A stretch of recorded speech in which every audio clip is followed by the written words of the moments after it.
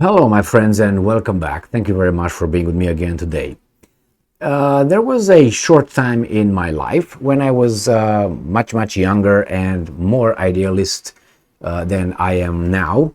And when I thought that CIA and the Americans and the American military and American interests are a force of good, and you would want, when the Americans are coming over, we want the Americans to come to Romania, when I used to be in Romania.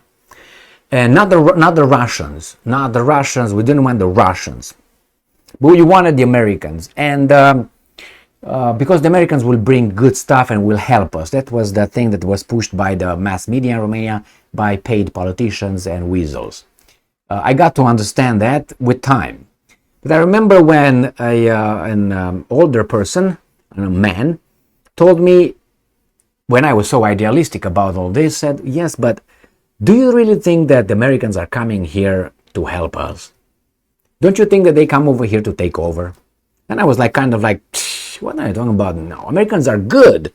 I was talking about America. I was talking about American government, CIA, military, and so on. He said, they're going to look for their own interest. They're not going to come here to help us. They're going to take over, and that's going to be it. They come for their own interest. They're not going to invest anything to help us unless they get something bigger in return. With time, I realized they all do that. Not only the Americans. The problem with the Americans is that they can do it. Maybe the Romanians would like to do the same thing to the Americans, but they can't. Why? Okay? So, on this one, imagine that. So I was like that. And I still meet now people, adults, some older than me, who are still the way I was then. I don't know, 19, 20, 21, maybe 22, when I was thinking like this, 23. And then I started learning more about life in general. I said, okay, all right, thank you very much. It was a phase, and thank you very much. Now I get to another phase. And then you change because you get more information. So let me read you this title coming from Russia Today, and you tell me if this is normal, based on whatever I told you for the first, 2 minutes. Here, this article comes from Russia Today, and they say that Ukraine keeps no secrets from CIA, Zelensky said. This is from the 3rd of July, 2023. So the president of your country, imagine, that tells you that he keeps no secret from the secret services, from the CIA used to be the counterpart of KGB. Imagine that. Then let's say Romania would tell, the Romanian president Ceausescu will tell Romanians, hey, you know what? I keep no secrets from KGB. What would you have thought? Ha! The only difference is people are like this, and they think that the CIA works for them. No, CIA works for United States of America, as KGB worked for Russia. That's what it is. And they are in the same business. They play the same. They're like soccer players. One is a Russian soccer player, the other one is an American soccer player or football player. And the field is the field where they get in and play by the same rules, because they are doing the same thing to keep their countries safe.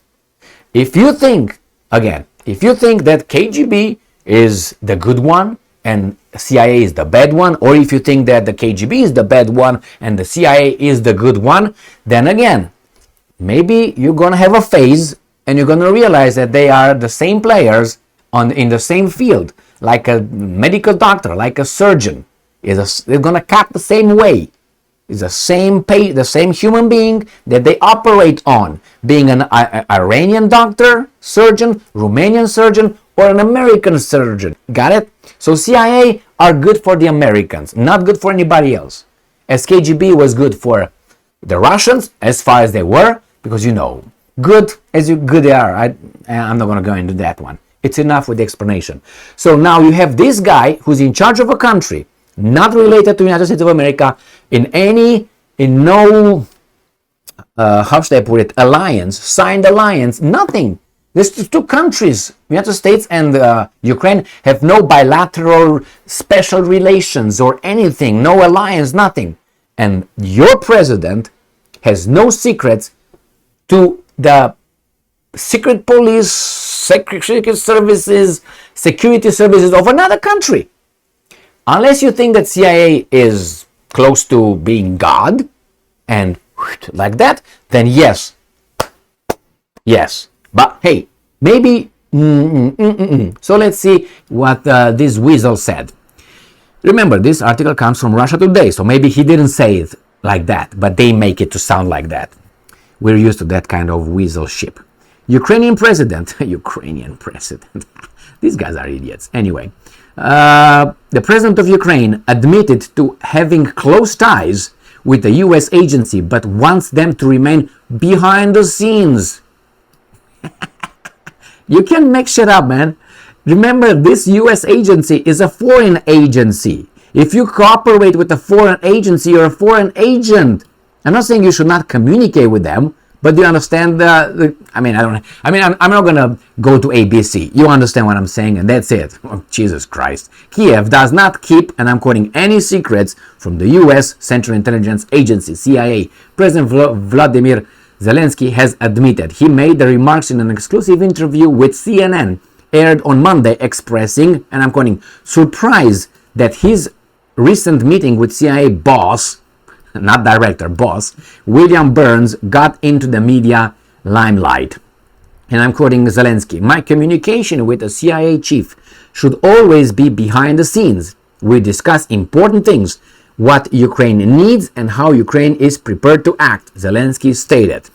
Kiev remains in close cooperation with the American spy agencies, Zelensky admitted, adding that the country virtually has no secrets from the CIA. Ukraine spy agencies maintain contact with the CIA, Ukrainian spy agencies.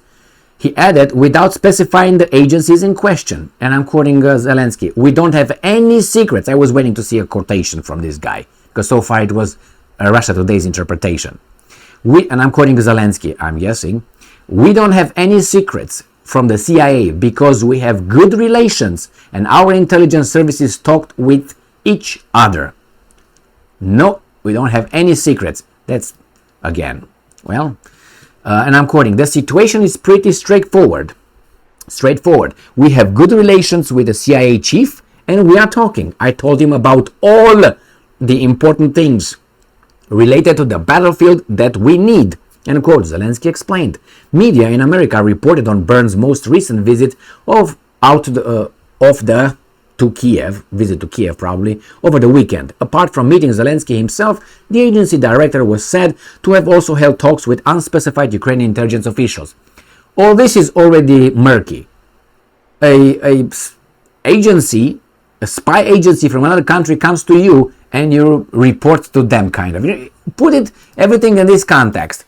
Boss of the KGB will show up in East Germany to talk with the president, Honecker, whatever that was, I can't remember now, and talk with them and with, I don't know if Honecker was the Western Germany. Anyway, go over there and talk with the president and with the, how would that be interpreted by the Germans?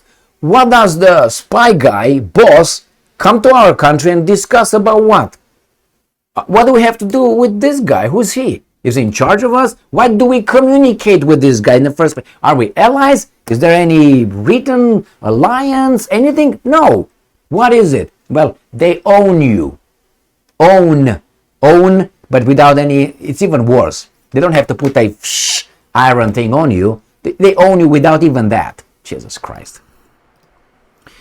All right, I'm quoting. Director Burns recently traveled to Ukraine as he has done regularly since the beginning of Russia's recent aggression more than a year ago, end quote.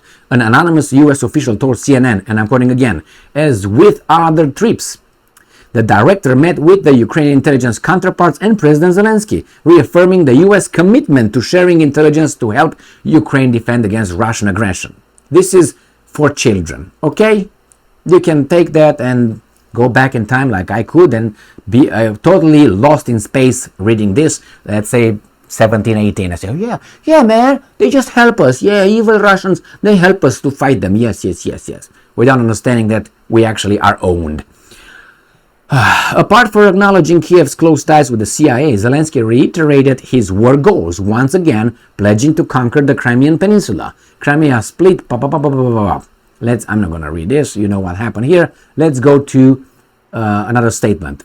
And I'm quoting, "We cannot imagine Ukraine without Crimea. And while Crimea is under Russian occupation, it means only one thing, that the war is not over yet." End quote. Zelensky stressed, adding that any scenario without seizing Crimea from Russia would not count as a victory for the country.